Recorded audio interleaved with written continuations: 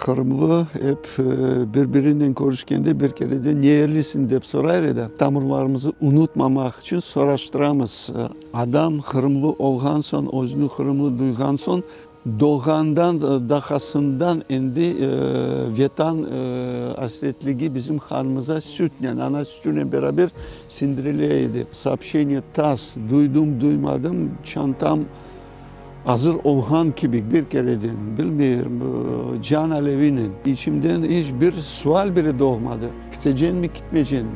Hiç seçmedim bu meseleyi. Bu mesele beni seçti. Sizler ocağısınız, sizler ideoloji cebeğin en ileride durgan askerleri, sizler babacıklarla uğraşacağız. Ondan sebep bize gizli bir buyruk gelmişti. Tatarların ocaklığa maksimal şeklinde almamak. Özbekistan'da bizim yollarımız kapalıydı. Sosyalliğimiz degen şey çok duyulaydı. Bana böyle bir teklif gelmişti ama ben ondan vazgeçeyim. Birinciden annem söyledi. Yok dedi. Ben artık bu yaşıma gelip de mübareklere beni çağırma. Ben anda varmam. O zaman da işten ayırdılar beni ama içim çevrildi biraz. Ben dedim benden de olan komünist işte. Bu yaşıma geldim komünist olacağım. Rehberliğiniz de gerekmez, gerek olsa atın beni dedim. Bu Hlapkov işlerini bitirip Kırım yoluna çıkan idik.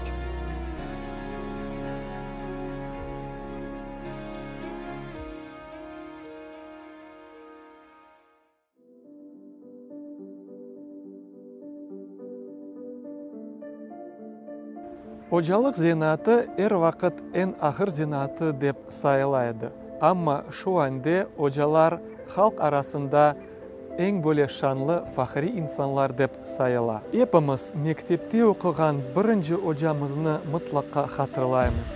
Olar bizge birinci bilgiler berip bu dünyanın kapılarını açmağa yardım etti. Bugünkü Takdir Yolları programımızın musafirini tek Kırım'da değil de onun dışında bile çok tanıganlar var. Onun mezunları dünyanın en prestij üniversitelerini bitirip bugün büyük işlerde çalışmakta. Ve bugünkü misafirimiz Kırım'da ve Ukrayna'da nam kazangan hoca Mehmet Ağa Kangiyev. Geliniz onu takdir yollarını öğreneyik.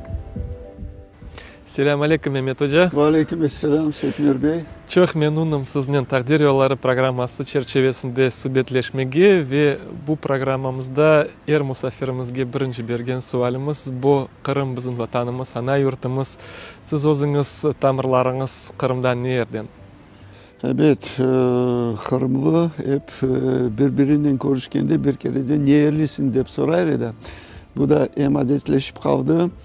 Bir taraftan çok güzel, yani tamırlarımızı unutmamak için soraştıramız. Anan nereden, baban nereden, dedelerin, bitavarın. Ben yalı boyluyum, Partnitli Degirmenkoy. Anam Partnitli Tantanavardan, babam da Degirmenkoylu Kangilerden. İşte yalı boyun en büyük koylerinden işte Degirmenkoy ve Partnit sayılaydı. Orta Asya'da da çıkende işte Partnit'nin Degirmenkoy'un anılmagan günü olmaydı. İşte 2-3 kart bir arada buluşsa bir kereden işte Kırım'ın havası, Kırım'ın suları, Kırım'ın ekmekleri, Kırım'ın manzaraları, işte kartlarımızda, ecdatlarımız yaşayan yerleri çok dülber. Ben çok varaydım Kırım'a.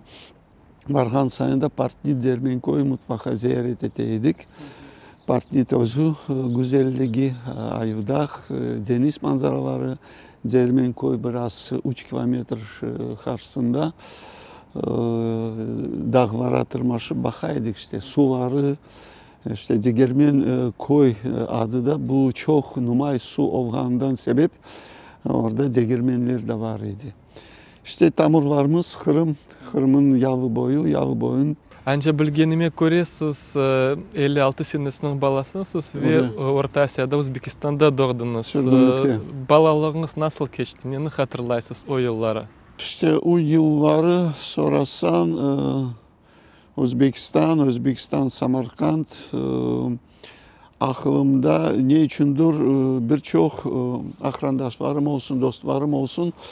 Özbekistan degende biraz çıkın çırayları bozula ama ben tam karşısı. Bilmiyorum ne için ama Özbekistan'da birçok dostlarım kaldı. Akrabalarımız kimse kalmadı. Hepsi Allah'a şükürler olsun taşınıp koçtular Kırım'a. Ama çok yerlerde çalıştım. Mektepte, son üniversitelerde, enstitüt, ilmi araştırma enstitülerinde. Her yerde de dostluk kurmaya çalışıyorduk. 88'de bu birinci TAS ilanları olganda Igor Kirillov degen bir zat var idi. Ondan aklımda böyle manzara gibi biz Ağustos ayında tapçanların üstüne oturup televizyonda azbarımızda çıkarıp bakaydık. Сообщение TAS duydum duymadım çantam hazır olhan gibi bir kereden bilmiyorum Can Alevi'nin işime vardım dedim bizim yollarımız açıldı Vatan yolları mülkün oldu. Dostlarım bir kereden çoralandı. Ne yapacaksın, ne edeceksin, bu kadar iş, güç. Evet, üniversitede çalışaydım, laboratuvaryalar kurdum. Elektrotehnika, elektronika, sonra ilmi araştırma laboratuvarda Bodrum katında yapılgan idi. İnstitütün müdürü, bu Taşkent Politehnika İnstitütünün şubesi Samarkand'da var idi. Müdürü de bana demiş idi. Ne yapacaksın? Kayıp olacaksın onda. Seni bekleyen adam yok, bir şey yok. Bunda işin var, variyetin var, evin var, maşinan var. Bak bu kadar abruy kazandın, avtoritet, bilmem bir şey. İşte bilmeyeyim, sebep var idi mi, yok idi mi ama bizler vatan yollarına çıkmak için adam Kırımlı olgan son, özünü Kırımlı duygan son, doğandan, dahasından indi vatan hasretliği bizim kanımıza sütle, ana sütüyle beraber sindiriliydi. Ben çoksu ana babalarımız çalışıyorlar, işle uğraşıyorlar ama beni östürgen benim rahmetli büyük anam oldu. 70. yılları 94 yaşına gelip vefat etti, Allah rahmet eylesin.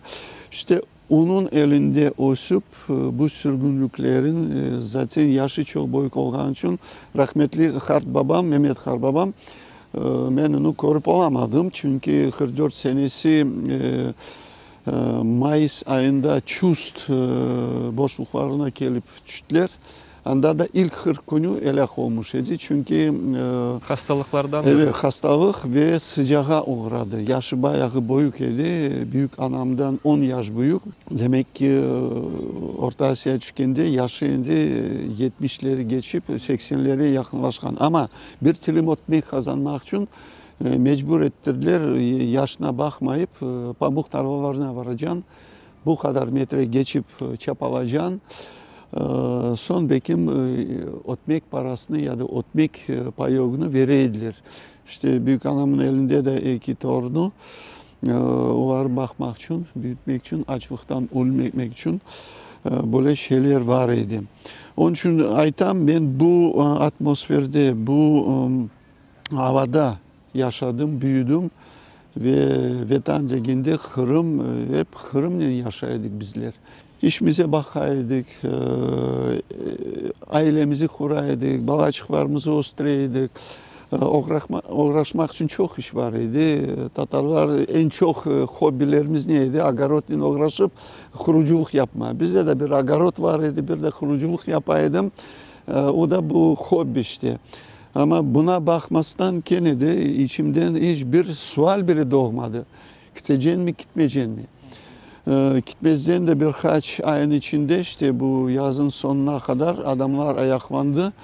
Mutlaka varıp yardım edeyim diyeydim. Gençlikle beraber işte 30'a dayanan yaşım konteynerleri yüklemeye yardım edeydim. Çağıraydılar. Gerek el yetmeyek el yardım et. İşte bir 8-10 tane 20 tonnalık konteynerleri yükleyip arkadaşlarımızı göndergen edik Kırım'a. Ondan sonra işte hazırlık gördük. Eski maşinanı satıp yeni bir araba olsun deyip arkadaşım da kardeşimin ahayı Abkerim dedim bu maçlarla biz varıp o niye varmayız diye. Zaporojye süper bir araba hiç merak etmiyor. Oturup bir hafta 2 hafta gerek olsa yavaş yavaş varıp çıkarır degeni. Öyle de olup çıkanıydı. Yani arabanın gelecek bunda Kırım'a. Yani hayatı kurmak için. Ama yani hayat, yani ömürler biraz ağır jarah geldi bizge. Elbette bu Orta Asya'nın manzarasını kıyaslasak Kırım diyecek. Rahmetli babamın, anamın çok geleydik Kırım'a. Hep yağı boylarında denizler, şeyler, dağ, taş, orman var. Ama Kırım'a gelgen son yağı boylarına bize kabul etmediler biliyorsun o hadiseleri. Park Trinyova degen bir yer var idi şeydi Akmeş'te. Anda da elan tahtası 1 metre 2 metreye boyuk bir elan tahtası Perşembe günü bütün Kırımlılar anda toplaşaydı. Birinciden birbirimizi görmek için, ikinciden elanlarını öğrenmek için. Yağı boylarında bir şey tapıp olamayan son Bahçesaray Akmeşçit bunda da bir şey yok. Olsa da çok gizli, çok büyük fiyat var. Hocalıktan gelgen insan cebler pes para olsaydı nas. Ama bir haber alganıydık işte Azovsk Havay tarafında bu Selski Sovet'in müdürlüğünü, rehberliğini yapan Jakov degen bir arkadaş var idi. O da Müslüman. Tatarlarını kabul etti.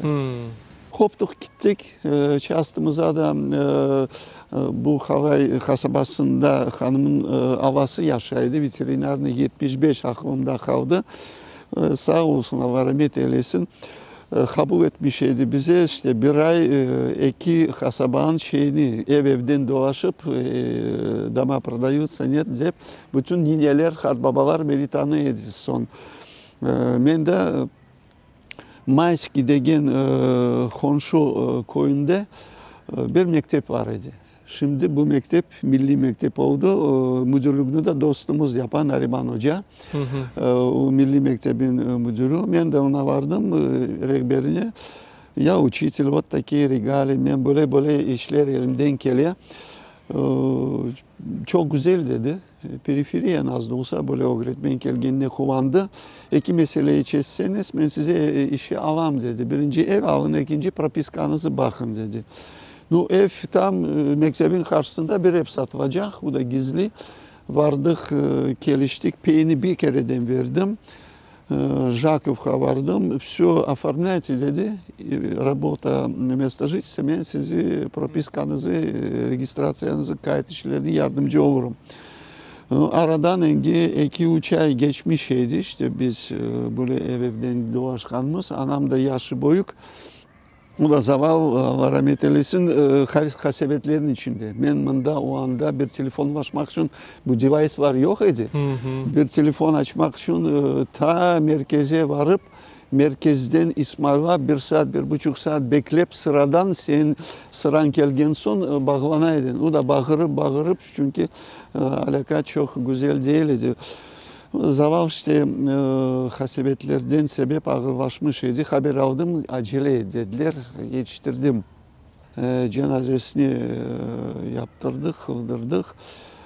Baş taşını koymayınca hiç kayıtmayayım dedim. Ev sahibi de beklemedi. Haber geldi, peyin bir kısmını ben kaldıram özme dedi. Çünkü bekledim, kavganını sana kaytaram. O zaman Sovet Birliği'nin zamanları işte. Paralar yarısı gelmedi işte hepsiz de kaldık, parasız da kaldık. Böylelikle beraber gene vatan yoluna çıktık. Bu endi 87-88'i geçti, 90. yılları. Haber geldik aldık. Bu da sporlu bir ev. Evlerinde algan adamlar geceleri dежурство yaparlar. Çünkü böyle bir güzel olmayan bir adet semedeşlerimizin arasında parasını ziyadecilik verip alınan evin yeniden almak meselesi var idi. Böyle bir ev aldık bizler ama bizden evvel gelgen adam yok idi. Biz alınan evimizin iki sahibi. Bir sahibi olmuş, bir sahibi kalmış, 6 ay beklemek. Tatar anlaşmasıyla beraber evleri aldık. İki komşunun imzasıyla ne noter ne bir şey Çantamızı açtık, paraları verdik. Elimize el yazılı bir şey, Tatar Anlaşması değil, Tatarski Dogovor. Böylelikle beraber ev sahibi olduk. Bir 3-4-5 ay o evin temizliğini yaptık. Çünkü участка alıp da anda kuruluşla uğraşma benim çarem yok idi. Şimdi baba çağa, 3 tane açık babam, 3 tane kızım. Aldık, temizlik yaptık. Mektep meselesi. Topçukoy'a vardım, yakın almayla. Bakışsaray'a vardım, hangi mektepler olsa hepsini ezberden bilem, yakın almaydılar. Rayonu, bu eğitim... Aslında niçin almaydılar? Men bilgenime göre siz Özbekistan'da böyle yıl hocası namzeti kazangan ediniz. Öyle hocalar, öyle ustalarını niçin almaydılar? Evet, aynı meseleyi de ben anlataydım. O yıl hocasını bir kenara koyun, onu ben şeylerin göstereydim. Ondan ziyade kağıt degen şey başka ama babacıklarını öğretmek meselesini anlataydım. Konular verin bana, fizika, matematika, radyoelektronika, elektrotehnika, çerçeğini bile çizmacılık işlerine uğraşaydım. Her şey elimden geliyor. Modelирование verseniz, modelирование'den uğraşıp rayonumuzu birinci yere götürürük. Tamam, hüccatlarınızı, dokümanlarınızı kaldırın, bir aydan sonra gelirsiniz dedi. Bir aydan sonra gelsem, dokümanlar kayıp oldu. Yeniden toplap kendi getireydin, Xerox'larını yaptırıp. Bir ay geçecek yeni kaybetti artık. Demek dedim, bu top yukarıdan böyle... Bu top yukarıdan gelmiş idi. Son bana beni işe alman eğitim bölüğün rehberi Zavrayano. Benim büyük dostum olganıydı. Allah'tan bütün düşmanlık yapan insan var. Benim dostum olmuş idi yılın sonlarında. 2010-14'lerde işte. O da bana anlattı. Ну как ты не понимаешь dedi. Sizler hocasınız. Sizler ideoloji cebeğin en ileride turgan askerleri. Sizler babacıklarla uğraşacağız. Tatar, Kırım Tatarı gelip de derslerinize ne anlatacak ki? İki vafın arasında Kırım'da anlatacak. İster istemez vaf kaçıracak, sürgünlüğünü anlatacak. Ondan sebep bize gizli bir buyruk gelmiş idi. Tatarların hocalığa maksimal şeklinde almamak. Ondan sonra işte 89, 90, 91, 92, 93 ben dedim sen beni almasan işe ben kendime iş açacağım. Ne yapacaksın? Bana ilan vereceğim. Gazete Slava Trudu degen gazetemiz var. Bakışsaray'da. Ben anda bir makale bastırdım. Будет gimnaziya demiş idim. Bakışsaray'a. Nasyonal gimnaziya будет bir makale yazdım ve ilan ettim. İşte böyle meseleyle beraber bu konulara katılma isteyen babacıklar, istidatlı babacıklarını davet ettim. Başından çok gelmediler ama ben 5 yerden oda kiraladım.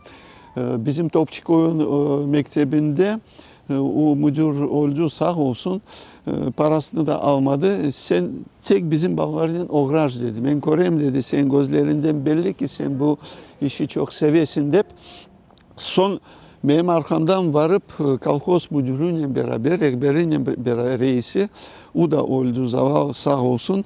Beni çağırdı dedi, böyle bir mesele geldi dedi. Bu mektebin müdürü seni almak ise, seni de parasız bıraktırmamak için bana rica etti. Metodist kolhoza olarak girer misin? Can yüreğimle.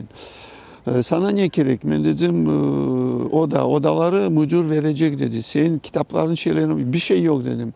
Var seç dedi ben sana para veririm dedi. Ben de bir kere dedim fizikadan en ileri olan Goldfarb, Kazeov degen şeyler sborniki zadaç для fizmat liseyev işte o zaman da fizmat internatı degen şey var idi. Son Skanavi degen matematika şeyi, cihintығы var bir 10-15 tane aldım. Bayağı para o zaman da. Sağ olsun parasını çıkardı verdi. Bir kere dedi. Ne raspiska ne bir şey mi sana parası tek başla dedi. Böylelikle beraber Topçukoy'un mektebinde bablarını topladık. Başladık çalışmaya. Son Bakışsaray'daki birinci mektepte Svetlana Viktorovna Bunzina çok sağ olsun, o da bana aynı şekilde вот тебе bana sana oda, bana sana sınıf ilan et. Sınıftan beni elimden alıp gezdirdi. Ağaçları topladım. İkinciden pazar günleri bizim mektebimiz kapalı. Vardım Bakışsaray'ın Klub Medeniyet Evi. Anda da müdürüyle geliştim. O da bana ama önce parasını verip kiraladım iki oda.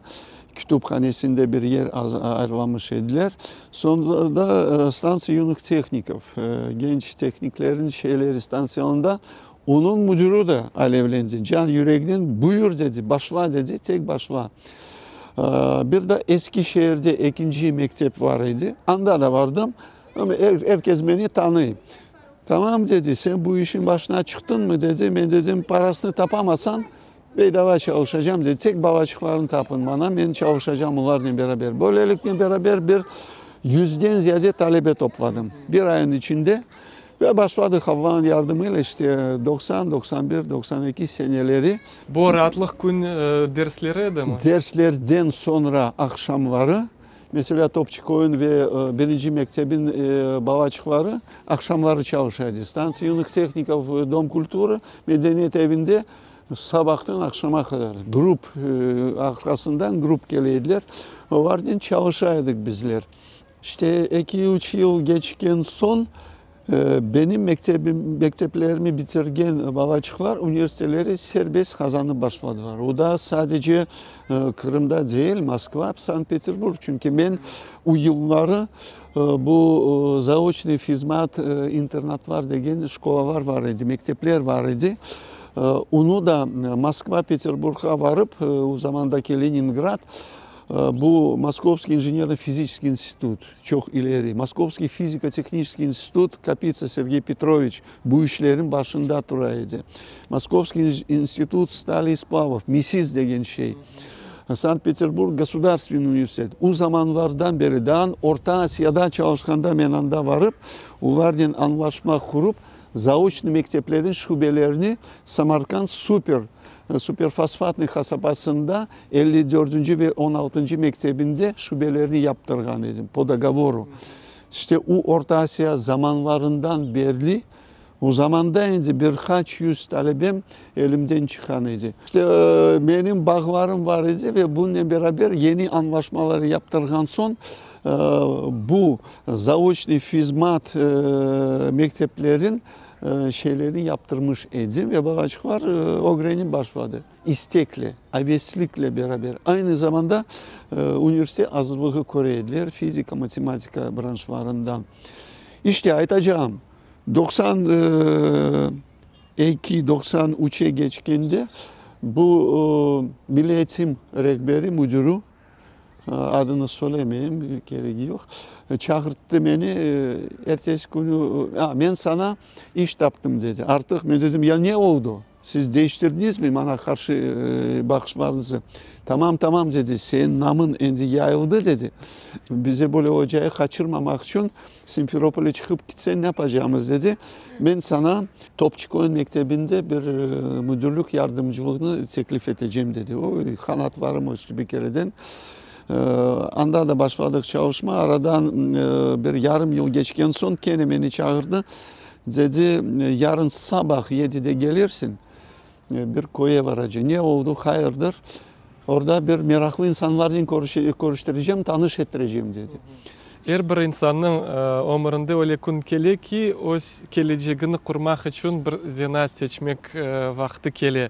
Aslında siz böyle hocalık yoluna nasıl turdunuz? Buna nasıl sebepler oldu? Setmer kardeşim, bu meseleyi sorarsan ben böyle cevabını verebilirim. Ben hiç seçmedim bu meseleyi. Bu mesele beni seçti. Çünkü ben daha mektepte okuganda benim dostlarım, mesela bizim Sovyetler zamanında mekteplerinde bir sınıftan bir sınıfa geçmek için mutlaka matematika Rus dilinden imtihan olaydı. Rus dilinden değil de ama matematikayı bir kereden dostlarım evime geleydiler. Ne içindir böyle bir kabiliyet var idi. Şu en ağır konuları 2-3 sözden çok serbestlikle onlara anlataydım. Var yazıp algan son beraber imtihanlarını tapşıraydık. Demek siz daha talebe olganda başkalarını öğretip başladınız. Talebe olganda babam rahmetli beni bu işleri teşvik eteydi. Her zaman el tutaydı. Kvant mecmuası çıkıp başlamış idi. İlk gününden başlayıp bu Kapitsa Sergey Petrovich redaksiyasında fizika matematik jurnal hep böyle periferini mekteplerde, kasabalarda oturgan istidatlı balalar için böyle bir mecmua çıkaraydılar. Bir kereden onları yazıp aldık. Ve bu mecmualarla beraber etrafımda 2-3 tane baba beraber dostlaşıp makalleri okuyacak ve sonunda mutlaka çok ağır bir problemler, vazifelerini çözüp tapşıraydık. Bizim için de babalık işte, bilmiyorum. Şimdiki zamanda öyle şeyle uğraşmazdım. Ama o zaman bana meraklı geldi. Moskva'dan, Moskovski Fiziko-Teknik Institut, profesör, fabrikant, akademik olsun, bilmem, akademik Sergey Petrovich Kapitsa imzalarıyla beraber mektuplar. Biz bir defter dolduraydık, göndereydik. O vardı, onların teşkergen son puanlarını koyaydılar bize. Puanlar da aklımda kaldı. Bir 35-40 tane problem çözsen plus minus. Bu sistemi de ben son kullanaydım o şeyimde. İşte bu öylelikle beraber daha mektepte okuganda etrafımda hep böyle balacıklar oturup, dostlarım, akrandaşlarım oturup benimle beraber fizika, matematikle biz uğraşıp başlayan edik. Mektebi bitirgen son hiç düşünmezden sadece fakültetlerin seçip alamayacağım. Kayda barıp okuyacağız? Da, ya bilgisayar diye fakültetine varacağım, ya matematika, mekanika, matematik, mihmat vardı, ya fizika. Fizika hocası da bizde çok güçlü bir kadın, Latviyalı bir kadın.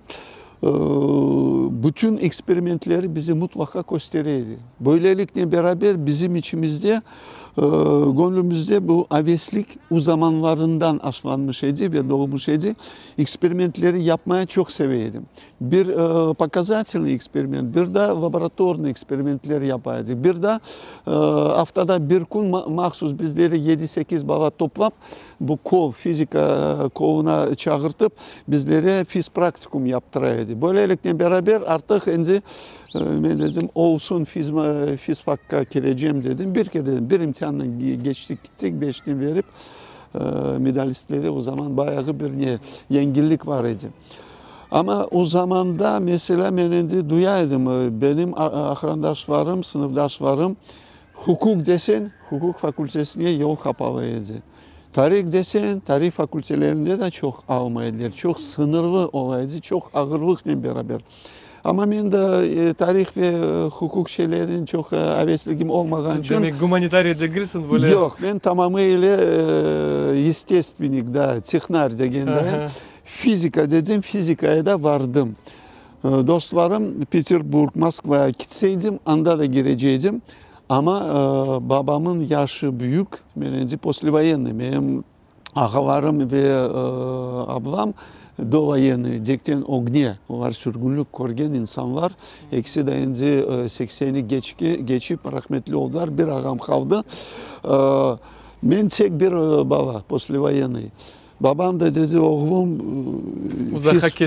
uzakka gitsen biz korvanacağımız düşüncelerle beraber anan da yaşlı, ben de yaşlı vardı. İkisi de cenk görgen sürgünlük görmediler. Cenkte edileri var. Cenkten son sürgünlük gördüler. Bunda Çust ve Samarkand'da toplangan edik bizler. Son halmında dedi. Buna sana fizfak, buna sana ev, buna sana şarayit. Samarkand'da. Samarkandski Devlet Üniversitesi, Alişer Navai namidagi. İşte girdik. Ben de çok pişman olmadım ama 3. kursta babam rahmetli oldu. Ben tamam pamuk toplagan zamanda. Bizim rehberimiz de bak Allah'tan Kennedy çok büyük şansım var iken bana rehberlik, ilmi tarafından rehberlik yapacak konsultant Kadıyev Ravan Kadıyeviç, Ravan Kemaloviç idi. Ravan Kemaloviç. Bu milli hareket iştirakçısı. Da, evet öyle. Bir kere birkaç Tatar babaları bizi seçti, geldi dedi. Вы отличники, да, teori kafedra, nazari kafedrasına fizikadan gelmek ister misin? Yok dedim, ben optikadan uğraşacağım.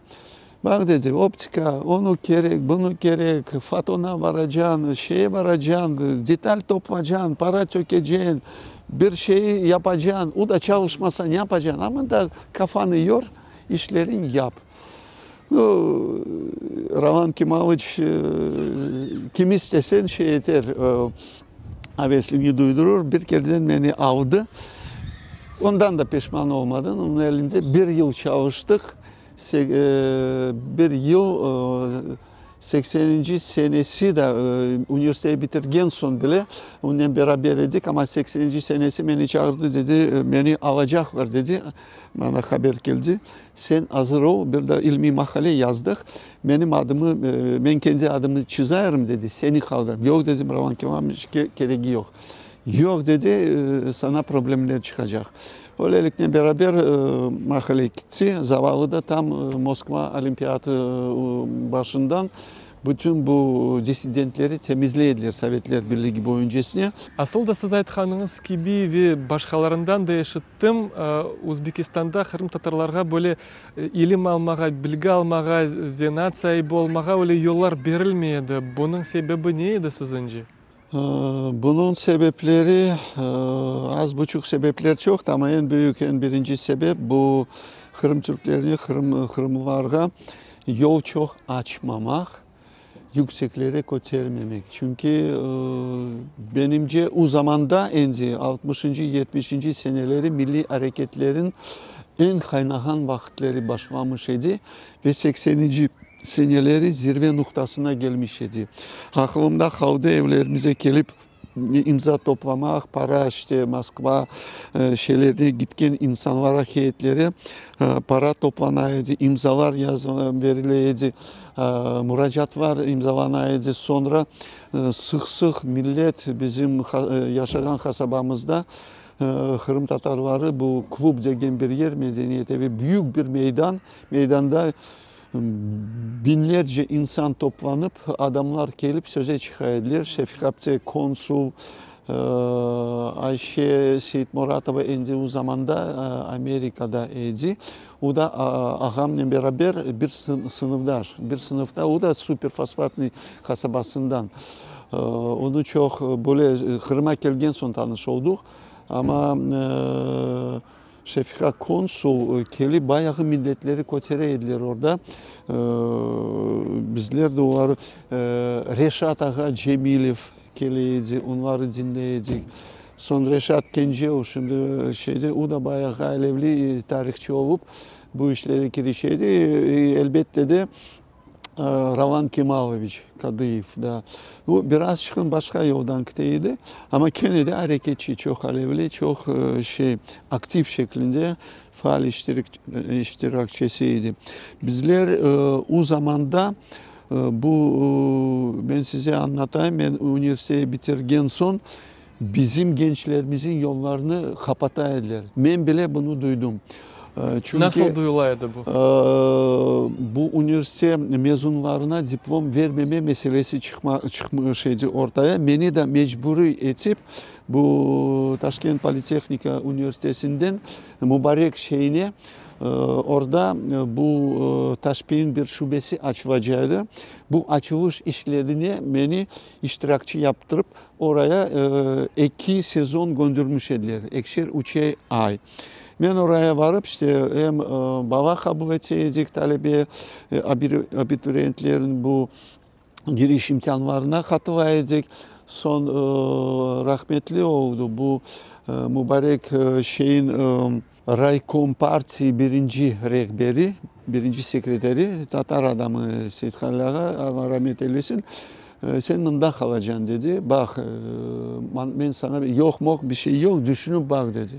Evet de söyleme, yok da hayır da deme. İstesen evde, bana kateciler hazır, bomboş. Sıra, tolusuyla. Kimse yok. Kimse gelmek istemiyor. 32 kvartire, 32 odalık ev.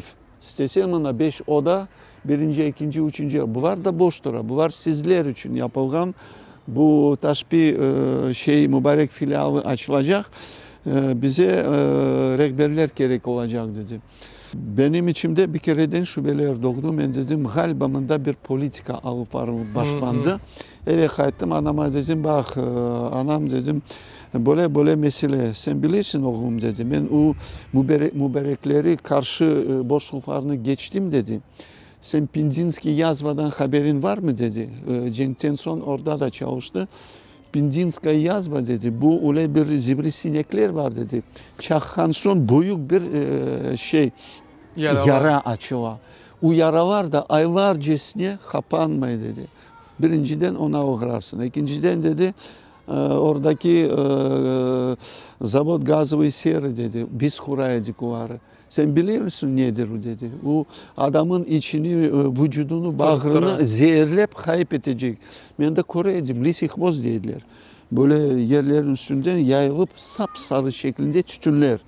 İşte bizleri oraya bizim balacıklarımızı, bizim talebelerimizi, insanlarımızı hükümet hakimiyeti yok etmek için öyle şarayetlerge. Yok etmek için çünkü bizim milli hareketimiz bayağı hızlanmış idi. Zivri noktasına gelip bizleri bu işlerden özellikle gençleri koparmak için işte bizleri bütün Özbekistan'dan mübarek boşluklarına çökecekler. Hem de kandıra edilir. Böyle şarayetler, ev vereceğimiz, iş vereceğimiz.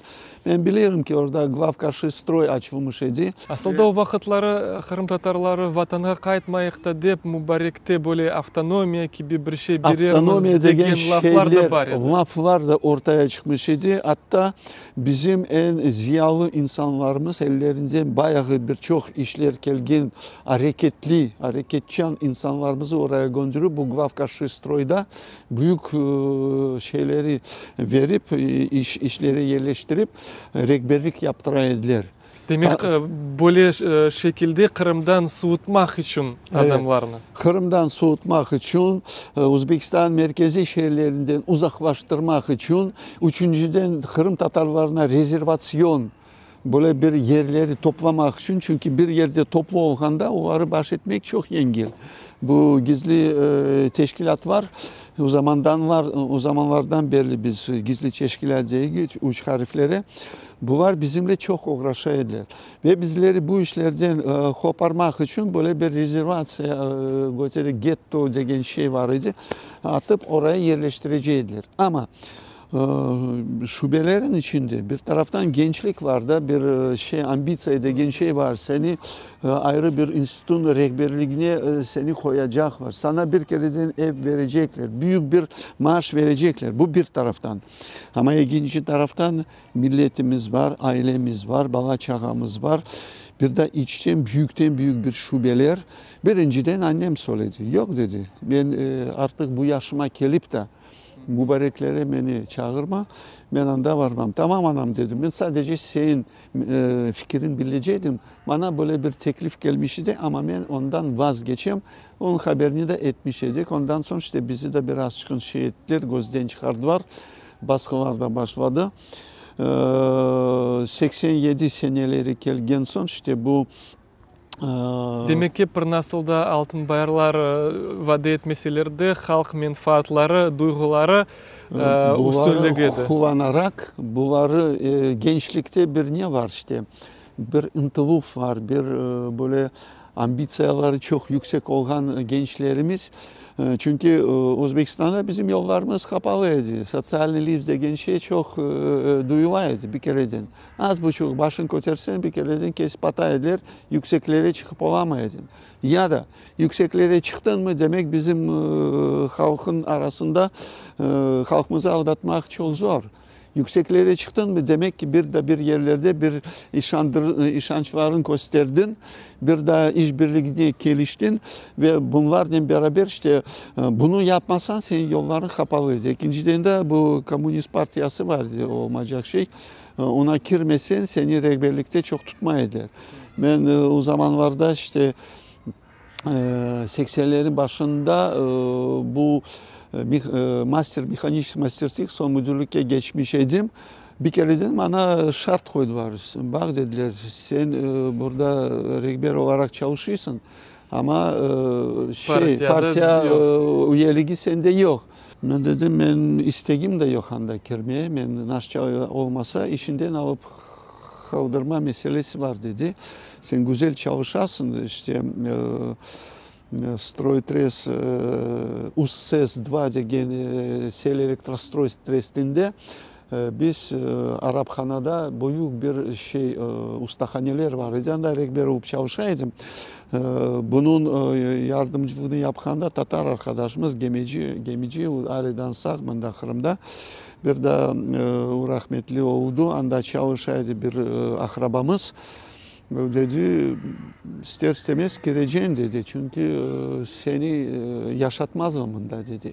Ondan da vazgeçsen işinden kaldırıp peşinden takılacaklar dedi. Yaxşı dedim ne gerek? Вот давайте Sovet старейшин bilmem bir şey kandidatski srok var geçtik. Anketa alma meselesi geldiğinde beni çağırıyla вы должны 500 рублей заплатить dediler bana. 500 kuruş. Это официальный küldü dedi. Какой официальный взнос? Anketi almak için para vereceksin bana dedi. Cash. Ha böyle mi dedim. Ay çok güzel dedim. Geldim düşündüm baktım dedim. Lenin mavzoleyinde galiba çevrilip başladı dedim. Bu zamanları da ya Rabbi şükür gördük. Bu olmayacak partinin içinden çürüme meselesi bu rüşvetçilikten. Rıba gniyor z головы. Rıba gniyor z головы. Balığın bozulganı belli oldu. Kaytardım dedim. Ben düşündüm dedim. Ben esas mesele içimden bir kereden karşılık çıktı, doğdu. Ben dedim benim param yok dedim. Meseleyi ortaya çıkardım sebep olarak. Ama içim çevrildi biraz. Ben dedim benden de olan komünist işte. Bu yaşıma geldim komünist olacağım. Rehberliğiniz de gerekmez, gerek olsa atın beni dedim. O zaman da işten ayırdılar beni. Mecburi olarak o yılları açıldı. Bu Taşkent Politeknika Üniversitesi'nin şubesi. Bir kereden dokumaları topladım. Esas müdürlük yapacak Tacik arkadaş. Ben dedim, вам же нужны пахари dedim. Evet dedi.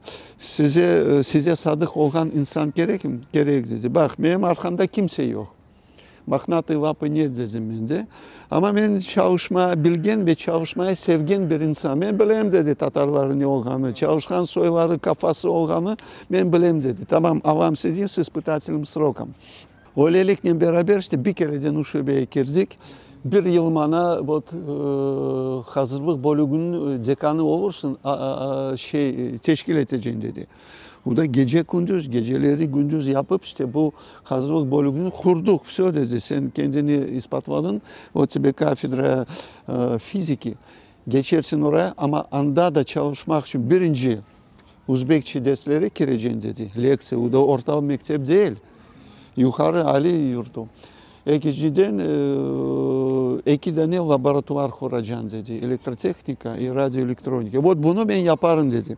Ama Uzbekçe nasıl olacak, niye olacak? Yok demedim. Yok desem bir kerece vazgeçecek. Son topladım bütün derslik kitaplarını, başladım okumaya. Baksam her şey anlaşılıyor. Matematika o matematika, fizika da o da fizika.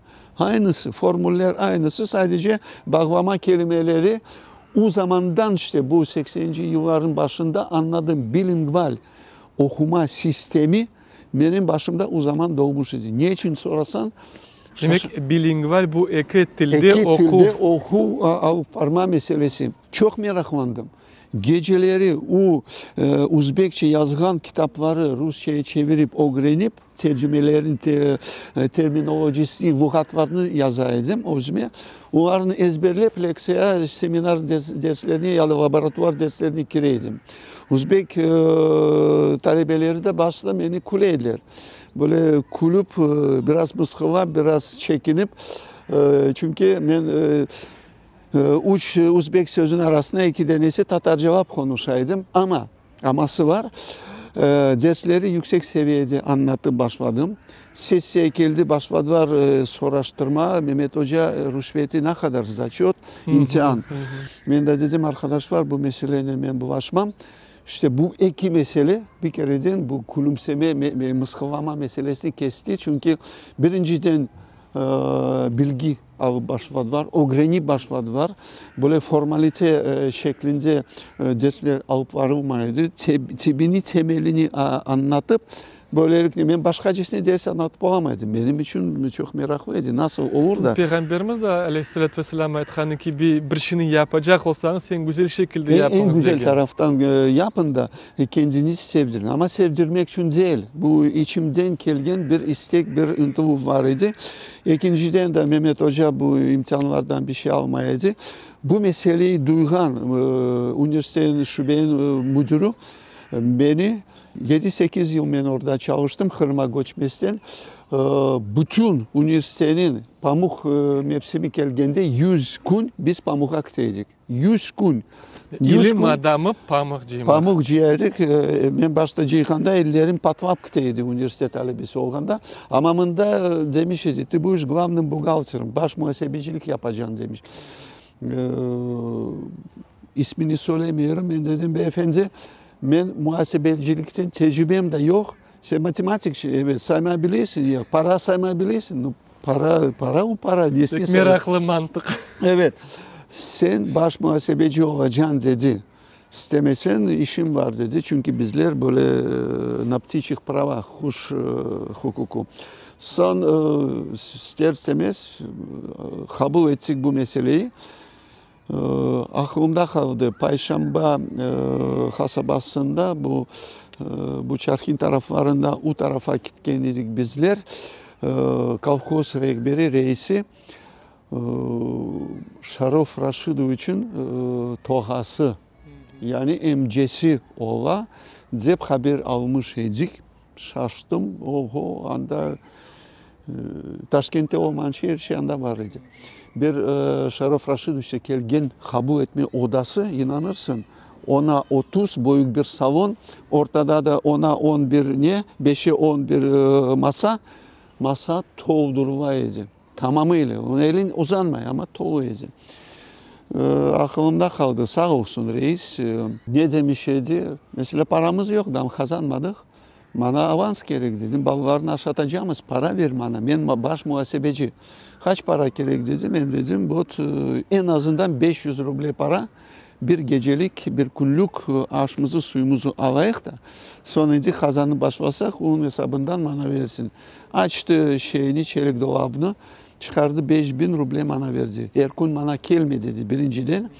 İkinciden ne gerekse alın ama talebeler, studentleri sağlam tut dedi, çalışsınlar. Tamam dedim, raspiska ne raspiskası dedi, var kit var, çalış dedi. İşte böyle bir insanlarla karşılaşmış idik. Bu pamuk şeylerin sonlarında da pamuk işleri açılmış idi. Moskovskaya deva, son pamuk işleri, Hlapkova deva, Gdlyan Ivanov degen zat var gelmiş idi. Ben onları görmüş idim. Nasıl vertolyotlarla, helikopterlerle gelip korkutup akция устрашения. Özbekistan yarısını kapatmış idiler var o zamanda. Talebelerin çalışkan paralarını varınca kayıtıp gideydi. Amen yani yıl başına kadar karıp atçotları yazaydım. Case dolu para bana talebelerin maaşlarını verip vermişler. Varıp paraları verip imzalarını toplamak. Handan varı nereden toplayacaksın? Son baş muhasebeci kolhozun muhasebecisi çağırdı. Dedi sen niye bilmiyor musun muhasebeciler niye yaparlar? Talebelerin yerine imzalarını yapıp paralarını bölüşerler dedi.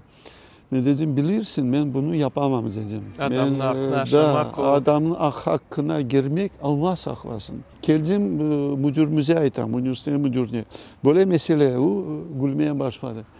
Şimdi anladın dedi. Niçin ben seni koydum, hani Tacik kardeşimi koydum bu işlere. Sen tatarsın, sen korkarsın dedi. Senin arkan yoktur dedi. Onun için mecburi bütün işlerin temiz alıp varacaksın. Aradan birkaç ay geçken sonra bütün imzaları toplagan sonra bütün zasalonlu kağıtların üstünde oları şeyleri göndürüp kolhoza varıp tapşırıp atçotlarını verip kayıta edin. Gidlen şeyleri de başladı, Hlapkova'yı deva. Son müdür kuleydi. Anladın mı dedi. Sen şimdi var hepsi hapishanelerde, sen serbest yürüyorsun dedi. Kimse bile yarım söze beni çağırtmamış dedi.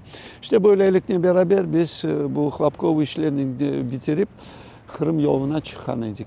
Ve evvelsi anladığımız ki biz siz Özbekistan'da yıl hocası namzeti kazangan ediniz.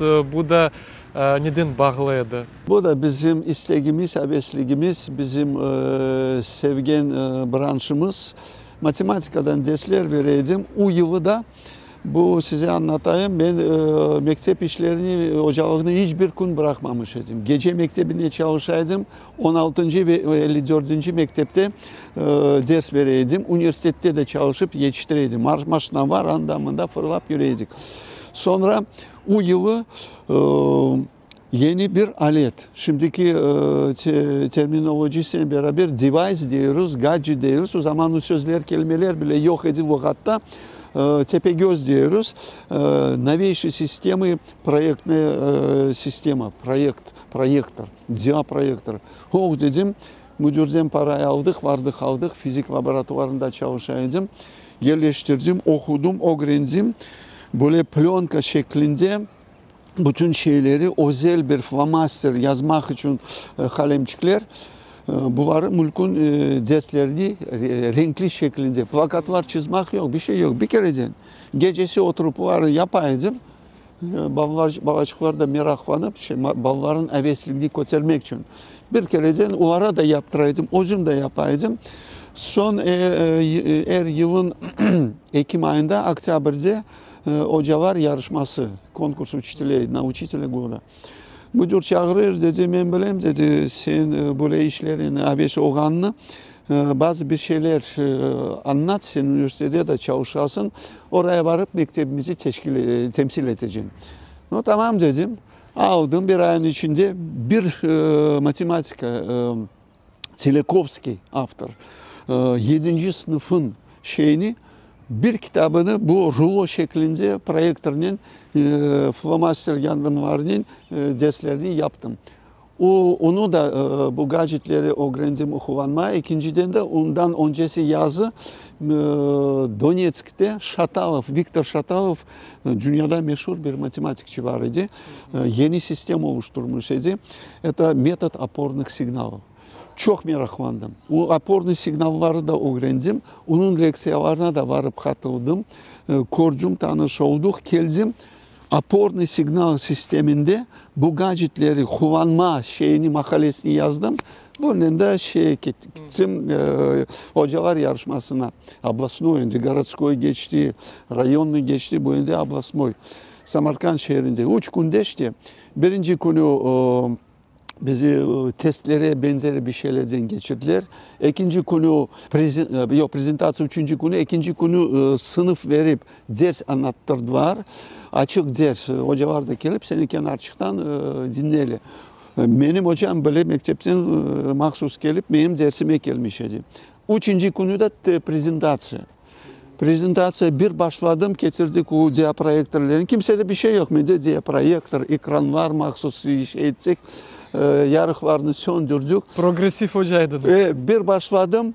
5 ya da 10 dakika, yok 5 dakika. 5 dakikadan ziyade olmayacak dedi. Sizler çoksunuz dedi. Bütün vilayetin hocaları. 5 dakika geçti, ben seçmedim. Beni kimse durdurmayı. İkinci 5 dakika geçti, durdurmalı. 15 dakikanın sonunda rehberlik yapan moderator diyoruz şimdi. Вы заняли время двух выступающих dedi. Ama şansınıza dedi, uvarda gelmedi dedi. Sizin vaktiniz bitti. Onu da bitirdim, kapattım meseleyi. Ertesi günü işte haber geldi. Ertesi mi bir haftadan sonra bir şey aklımda kaldı. Учитель года области dedi. Sen kazangansın dedi. İki mesele ortaya çıktı. İşte bu gadget kullanması. İkinci de внедрение шаталовской системы при помощи новых современных технических средств образования, обучения. Onlarla beraber işte bunu kazandı. Ama önemli değildi. Bu bana esas mesele bu işleri, bu kitabını, bu o zamandaki programlaştırma program yapmak anlayacak ve bütününü aportlu signal şekli bana o kadar meraklı edecek ki geceleri oturup abeslikten çalışaydım. İşte bu mesele böylelikten kapanmış şeydi.